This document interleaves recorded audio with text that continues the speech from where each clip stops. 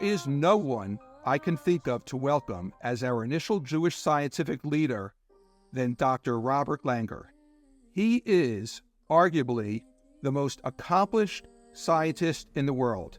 Dr. Langer, welcome to the American Jewish Medical Association podcast, Kol Refuah. Well, thank you very much. Bob, a brief introduction, if I may. Dr. Langer is one of 9 institute professors at MIT, the highest honor that can be awarded to a faculty member. He's the most cited engineer in history.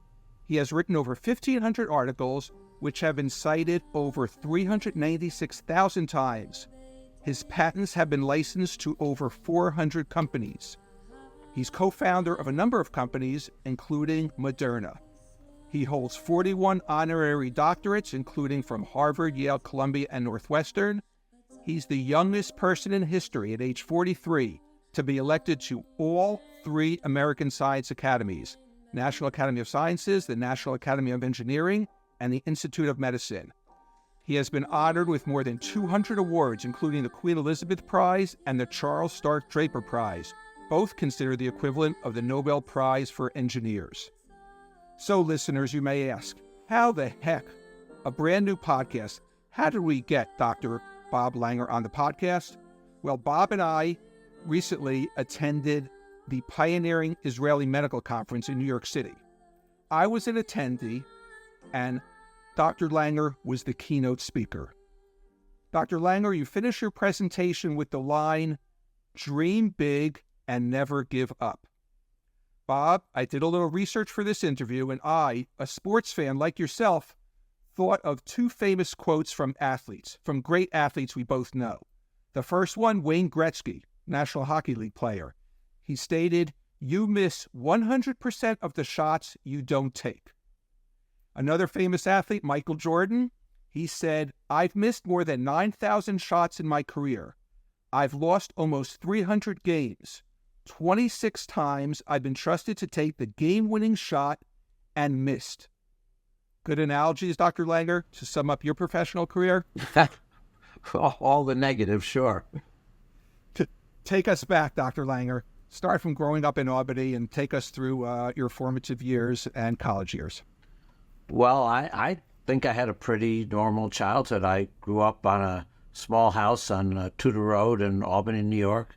I played sports with my friends, baseball and basketball, football. I certainly wasn't Michael Jordan or anything close to that. But I enjoyed that. And, I went to the public school 27 in Albany and, which was about 4 blocks away, and then to Milton High School, which was run by Albany State College for high school. And then when I graduated there, I went to Cornell University as an undergraduate. Very successful career at Cornell, I guess, concentrating in engineering. Any job offers when you left? Well, I don't know that I was so successful. My first 3 terms, were very tough for me. I had tremendous difficulty paying attention in class. I had what's called a attention deficit disorder. Of course, they didn't know that. They didn't call it that then. I just thought there was something wrong with me. But, I did a lot of self-teaching. I do, being an engineer, one of the key things is to be able to do problem sets. So I kept doing that. But anyhow, when I did get done, I did get a couple of job offers to help, run chemical plants. But fortunately for those plants, I didn't do that.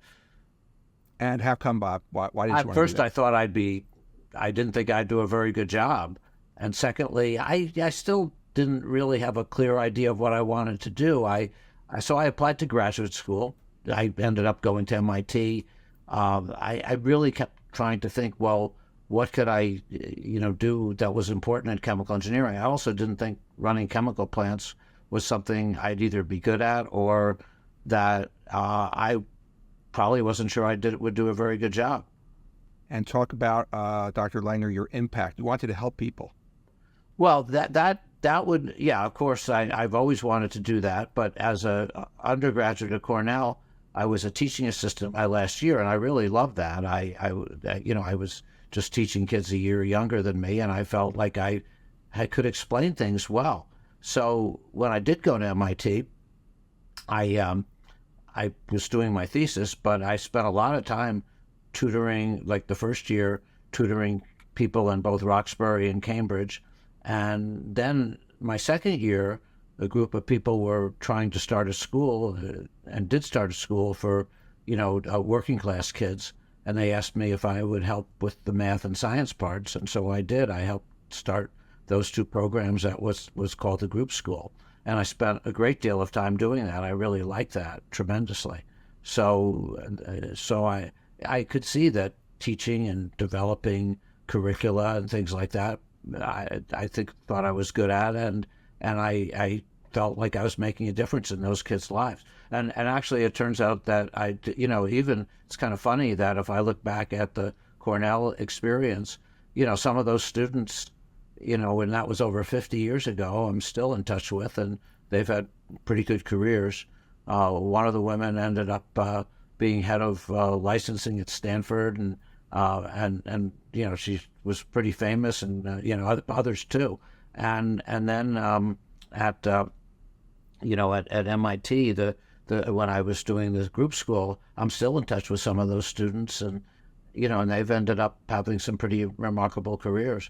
And in fact, the son of one of the kids that I helped teach, he ended up going to MIT and getting a PhD. And then, Dr. Langer, you had a fortuitous introduction to Judah Folkman at Boston Children's Hospital. Tell us about that. Yeah, well, that would come later. So, what happened is, when I got done or nearly done with my graduate work at MIT, I started looking for jobs, and pretty much all my friends went to the oil industry, so I thought I'd do that. Two, I just thought I'd do what everybody else did. And of course, they paid a lot of money. But what happened is I got actually 20 job offers from oil companies, four from Exxon alone. But I really wasn't very excited about it. They'd say if you could just increase the yield of some of these chemicals by tiny percentages, be worth enormous amounts of money. But I felt like I just didn't want to spend my life, increasing the yield of oil by a tiny bit. So anyhow, I kept looking for other jobs. I tried to where I could help people. And since I did do this teaching, one day I saw an ad at City College of New York to be an assistant professor to develop chemistry curricula. So I wrote them a letter applying for a job, but they didn't write me back. But I liked that idea, so I tried to find all the ads I could to do something like that. I maybe found about 40, and none of them wrote me back. But then I thought of other ways I might help people. I thought about medicine. And so I wrote a lot of hospitals and medical schools who didn't write back either. And then one day when I was walking into the lab, one of the older scientists said to me, he said, Bob, he said, there's a surgeon named Judah Folkman who sometimes hires unusual people. He thought, I think, very highly of Dr. Folkman. I won't say what he thought about me. Dr. Folkman, by the way, was the son of a rabbi, I think a long series of rabbis, but he was a very famous surgeon. I didn't know that. I didn't follow that area very much. So I wrote to him, and he interviewed me, and he was kind enough to offer me a job. I was the only engineer in the entire hospital. Wow, what a circuitous path to get to them. Now, Bob, many of our audience is obviously healthcare professionals, but also students, trainees. I guess in Dr. Folkman's lab, angiogenesis inhibitors came up. So give us maybe not the Dr. Langer description, but sort of dummy it down just a little bit. Tell us some of the discoveries you made. This would probably be right in the 70s, I guess, right, with Dr. Folkman? Yeah. So, well, Dr. Folkman's vision, his really driving concept was that the tumors grew because they got blood vessels. That gave them nutrition. If they didn't get that, if you could cut off the nutrition, they wouldn't grow, and they wouldn't metastasize because they were just spreading through the blood vessels and setting up in other parts of the body, which often kills. So his theory was that tumors made a substance that diffused from them to the surrounding blood vessels, which normally don't do anything. But now in the case of this signal, which he called TAF, or tumor angiogenesis factor, they grew right to the tumor. So, and that did enable them to get bigger and ultimately metastasize. So his theory was that if you could stop that, achieve anti-angiogenesis, maybe that would be a new way to treat cancer, maybe other diseases too. So people were very skeptical of that. I didn't know that. I didn't know biology, but a lot of people in the scientific community in 1974, when I started there, were very skeptical of his theories. He hired me to prove he was right, and in so doing, isolate the first, inhibitors. So one of the key challenges was there was not a good way to study blood vessels. The problem is usually there's background blood vessels everywhere you go. But a couple places either have none or very few, like the cornea has none, and a coralloantoic membrane has very few. So what he and I talked about was maybe we could create a bioassay by designing a little pellet, a slow-release pellet, which might be a microparticle or nanoparticle or something else, that could deliver the molecules we were trying to isolate, all of which were what we call very large molecules, like proteins or proteoglycans or nucleic acids, but for reference, nucleic acids or DNA or RNA. So my job, first, we tried to create these little tiny particles that could deliver the large molecules. People told us that was impossible. They said, it's going to be impossible to get large molecules to come out of a little particle. But eventually, after failing hundreds of times, we figured out a way to do it. We published that in the journal Nature in 1976, and we used that to actually create the bioassays for these inhibitors and actually show that some did exist. And that we published in the journal Science in 1976.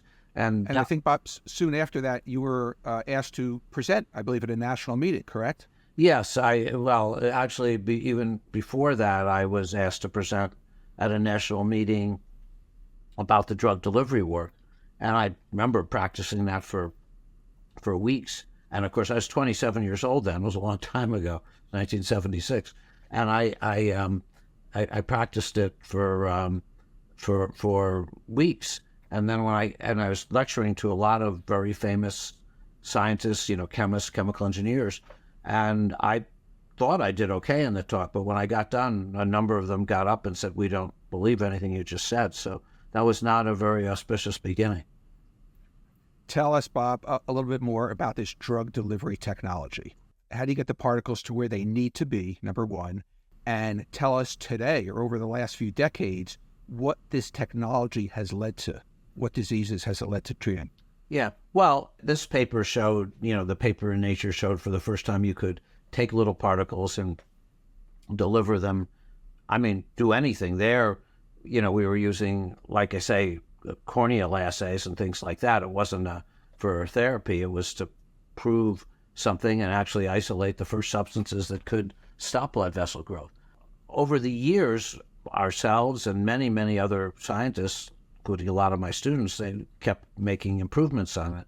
And, so then you could make different kinds of microparticles. You could make them degradable. You could make them out of lipids. You could make them out of polymers. You could make them out of other things.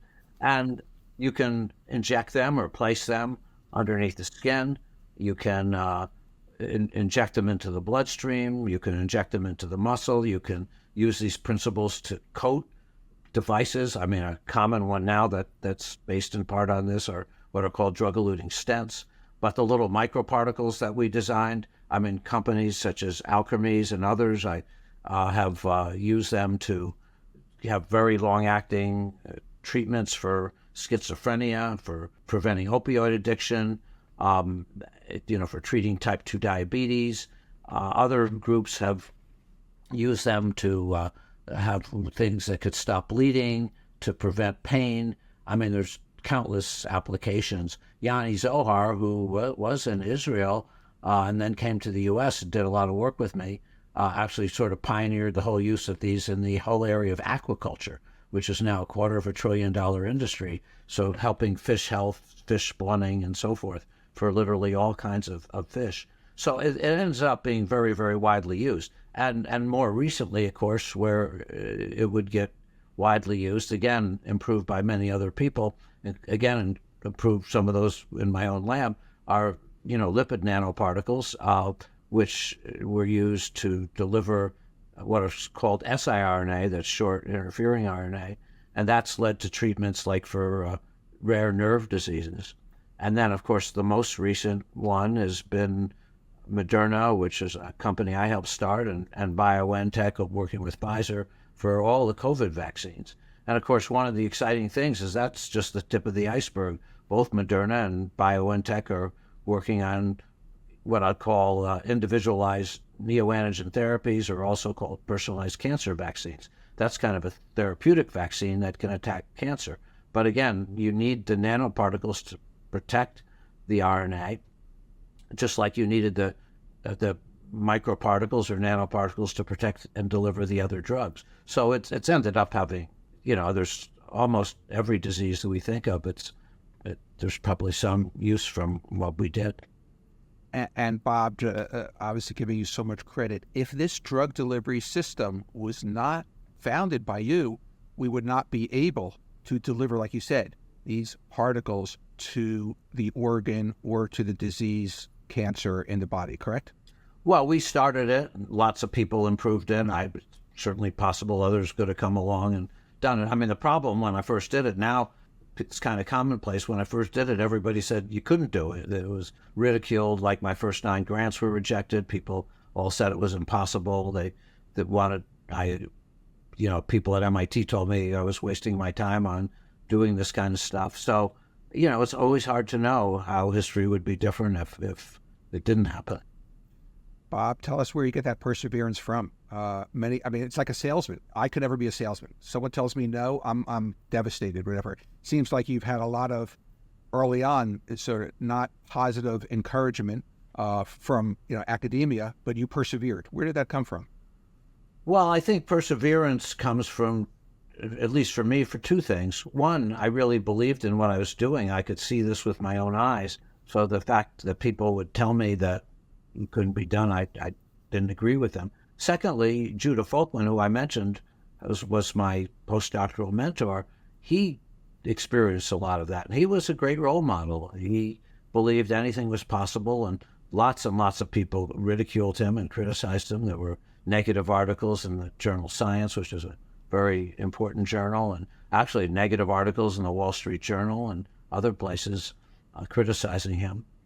But, I watched him keep at it, and of course, eventually he was right, proven right. So I think it's a combination of things. Is that a strong message you give to your disciples, to your students who've worked under you over the last few decades? Well, I don't know. I think people see things through examples. They see it through me, what I do and what I've experienced, and they see it probably through the older students who have been through our lab and what they've experienced.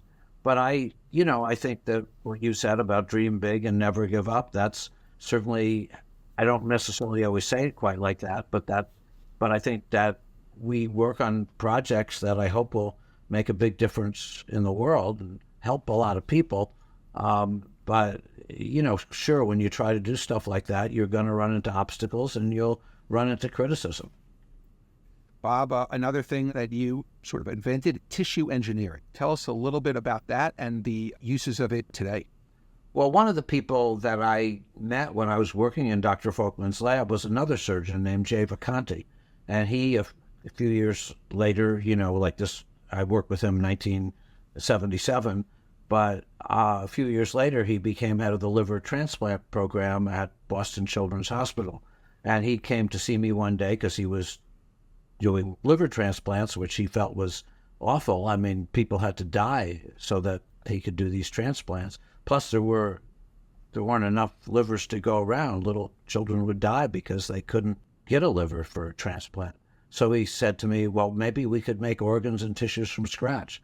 And so he and I came up with some ideas to do that. That also received a lot of ridicule when we did it, and we had a very hard time getting grants. But today you could make, now 45 years later, you can make artificial skin for burn victims. You can, one of my former fellows, she runs a company, and they've been making blood vessels that are already used in the Ukraine for injured soldiers, and that's at the FDA, hopefully, to get approval. I'm sure at some point it certainly will, and hopefully sooner rather than later.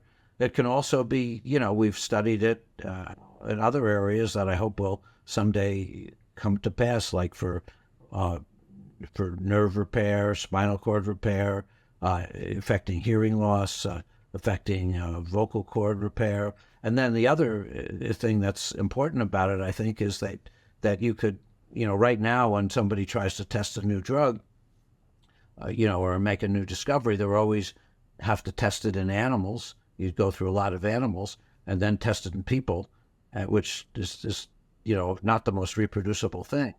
So we have been making organs and tissues on a chip, which hopefully will someday enable you to do the testing and yet maybe use fewer animals, fewer people, and do it much faster because you can do literally thousands of things.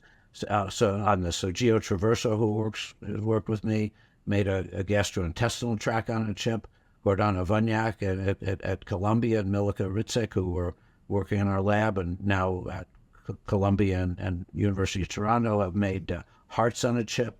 And we're working already with Li Wei Sai, who's head of the Picower Institute at MIT, and we have a wonderful postdoc, Alice Stanton, trying to make even a brain on a chip. So, which I hope will lead to new ways to study diseases like Alzheimer's and ALS and things like that. Unbelievable. Bob, you met with another famous person we all know. You took a meeting with Bill Gates. Tell us about that. What did he ask of you? Well, some of the people, including him, had seen some of the work we did, and he came to visit me in, I think, 2012. And his mission and his vision is to really, there are billions of people in the developing world and elsewhere that don't get vaccines, that don't have good nutrition, and that don't have terrible patient compliance in terms of taking new drugs. That's not just through him. I mean, the World Health Organization also says that. So we started with one project, which I guess I'd call self-boosting vaccines. People don't come back. I mean, like I say, this 2012, way before COVID, way before anti-vaxxers or anything like that. Well, maybe there were some then, but yeah. At any rate, in 2012, he was hoping that maybe we could come up with a vaccine you could just give once. You do an injection and it boosts itself by the way we would design little injectable micro or nanoparticles. And Anna Jakulenik in our lab has done that and in animal trials with very good results. That was one area. Another area was, could you come up with a pill that might last for a week or a month that might be able to treat malaria or birth control or other things? And Gio Traverso, who also worked with me, did that. All these have been published in top journals like Science or Nature, and then we've even started companies on these. Like in the case of what Gio did, the super long acting pill. There's a company called Lindra that actually has that in phase 3 trials for what's called schizophrenia, but there's a whole pipeline of drugs that it may be able to use someday. And then in nutrition, we were also working on that, where, we've one of the concerns, again, that he and his team pointed out was that in the developing world, they don't get enough vitamin A, they don't get enough iron. There's many, thousands, millions of people have problems because of malnutrition. They do eat things like bouillon, but the problem is if you try to take the vitamins or minerals in that, they'd get destroyed. So we came up with a way to also deliver them better, so that you could boil them for 2 hours and nothing would happen. You wouldn't lose any activity, you wouldn't get a color change or taste change, but then when you eat it, it all comes out. And so that we've it's quite advanced. There's several entities, companies that are developing that with us, and one called Particles for Humanity, another VitaKey, doing different things. But I hope that in the next year or two, that some of these will be starting to be used in different African countries or elsewhere. So not only changing the lives of people here in the United States, but around the world, Dr. Langer. Let's sort of switch gears a little bit. I know you visited Israel many times. You have many former students living and working there. What is your impression, Dr. Langer, of Israeli biomedical and bioengineering research? Well, I think it's outstanding. I mean, not just because of my students, but it's terrific. I think, places like Technion and Ben Gurion University, Hebrew University, the Weitzman, I mean, they're fantastic universities, have trained many great students. So I have students who are from all those places, and they either would go back to Israel as professors and or work in companies there. Some have stayed in the U.S. as well, but they've done a terrific job. And I've been fortunate that I think 4 of my postdocs or students have become deans at different Israeli universities, and including Shulamit Levenberg, who was dean of biomedical engineering, but I think Yossi Kos was dean of engineering at Ben Gurion, and Gershon Golem and Avi Dom have been deans of pharmacy at Hebrew University. So, but they've trained just lots of great people, and of course there's a lot of both well-established companies like Teva and Israel, and a lot of startups that have come up and I think done very well as well. Great. Bob, let me switch a little bit now again to sort of what I would call a little lightning round, okay? I'll give you the topic. You give me a line or two. First of all, sort of very elementary question. Why is cancer so hard to conquer? I know obviously a lot of your drug delivery systems are doing that, but just in general, as an engineer, as a scientist, why is cancer so hard to conquer? The biology is not well understood. Are we getting better? Yeah, there have been advances that have been made. But actually, just to go out of the lightning round for a second, I was giving a talk to GlaxoSmithKline. They brought their board of directors over, and he said to me once, like he said, which you may be able to get to, he said, well, why were you able to, or Moderna was able to, come up with a treatment for COVID, like a vaccine, in less than a year, and after 40 years, we don't have a treatment for Alzheimer's? And it's the same thing. The biology isn't well understood. Yes, people are making advances in cancer understanding and Alzheimer's understanding, but we still have, I think, a ways to go. A ways to go before we move on to therapeutics or better therapeutics. Artificial intelligence in medicine, are we at the forefront or are we way behind? Is there a future role and will it be beneficial? I think there is. I think there will be a role. I think it's important. It's not new. Artificial intelligence has been around for 70 years, but we have this dramatic demonstration of ChatGPT. I think used for the right things, it can be useful. Okay. Biggest discovery to come in the near future that you may or may not be aware of or that you hope to come? Well, I think that's a great question, and really, I can't name it because it hasn't been discovered yet. That, to me, is the beauty of curiosity-driven research that people all over the world are doing. Okay. We talked a lot about your professional career. Any regrets, Bob, professionally? Well, I've certainly had plenty of failures, but I don't regret them. I think it made me, better. I often have said to people, really, a lot of successful people are ones that know how to deal with failure well, because you're going to fail a lot, and your success is easy to deal with. Right. Bob, you are involved in academia your entire life, also with industry for your entire career. I want to bring up some topics that our Jewish medical professional colleagues are facing today and get your thoughts. Okay? Sure. First, Jewish and Israeli scientists being disinvited to present at science meetings. Let me give you an example. In March of 2024, Dr. Moshe Farchi, world-renowned expert on trauma and mental health, a reserve lieutenant colonel in the IDF's Home Command, senior mental health officer, was disinvited from the Frontline Mental Health Conference organized by Australian and New Zealand Mental Health Association days before his scheduled keynote address. The decision was made due to pressure from pro-Palestinian activists. What do you say, Bob? I just think that's wrong. I don't think you should disinvite anybody. I mean, the scientists are doing science, and you want to have good scientific exchange. So I think I would say that for any nationality. I mean, for if the scientists want to come, scientists are very different than politicians, and I just think I just think it's wrong.